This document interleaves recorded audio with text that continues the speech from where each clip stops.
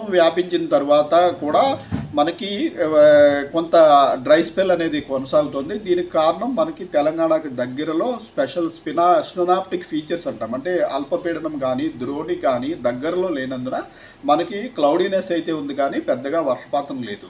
అయితే మాన్సూన్ పూర్తిగా వ్యాపించిన తర్వాత ఈ మాన్సూన్ గాలుల్లో కూడా ద్రోణి ఒకటి ఏర్పడుతుంది, ఋతుపవన ద్రోణి అని అంటాం. ఈ ఋతుపవన ద్రోణికి దక్షిణ భాగంలో మాన్సూన్ యాక్టివిటీ ఎక్కువగా ఉంటుంది.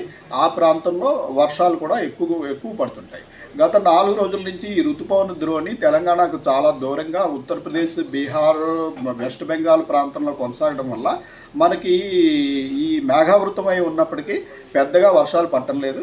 అయితే నిన్నటి నుంచి ఈ ఋతుపవన ద్రోణి కొంత కిందకి దిగి మధ్యప్రదేశ్ ప్రాంతం నుంచి కొనసాగుతున్నందువల్ల మనకి ఉత్తర తెలంగాణలోని జిల్లాలకి ఈ ప్రాంతం దగ్గరగా ఉండటం వల్ల మనకి ఉత్తర తెలంగాణలోని కొన్ని జిల్లాల్లో గత 2 రోజుల నుంచి భారీ వర్షాలు పడుతున్నాయి.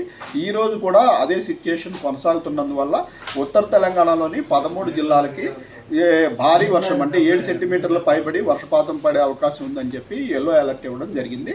ఈ వర్షాలు పడే అవకాశం ఉంటుంది. కొంచెం దూరం పడితే మళ్ళీ వర్షాలు తగ్గుముఖం పట్టే అవకాశం ఉంటుంది. సో అప్పటి వరకు మనం ఈ ఋతుపవన ద్రోణిని ఆధారంగానే మనం ఫోర్కాస్ట్ ఇస్తాము. ఈ రోజు ఋతుపవన ద్రోణి ప్రకారం మనకి కొద్దిగా వర్షపాతం ఎక్కువగా ఉండే అవకాశం ఉంది. రాగల 2-3 రోజుల్లో మళ్ళీ ఋతుపవన ద్రోణి కొంచెం పైకి వెళ్ళే అవకాశం ఉన్నందున కొద్దిగా వర్షాలు తగ్గే అవకాశం కూడా ఉంటుంది. హైదరాబాద్లో ఎలా ఉండబోతుంది? హైదరాబాద్లో ఈరోజు రేపు పూర్తిగా మేఘావృతమై ఉంటుంది.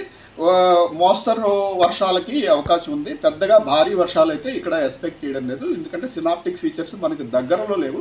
నార్దన్ తెలంగాణలో ఉన్న ఆదిలాబాదు, కొమరం భీము, మంచిర్యాల, జయశంకర్ భూపాలపల్లి, ములుగు, భద్రాద్రి కొత్తగూడెం, ఖమ్మం, మహబూబాబాద్, వరంగల్, హన్మకొండ, ఇటు కామారెడ్డి, మెదక్, నిజామాబాదు, నిర్మల్ ఈ జిల్లాల్లో మటుకు భారీ వర్షాలు ఎక్స్పెక్ట్ చేస్తున్నాము. మిగిలిన జిల్లాల్లో ఒక మోస్తరు వర్షాలు.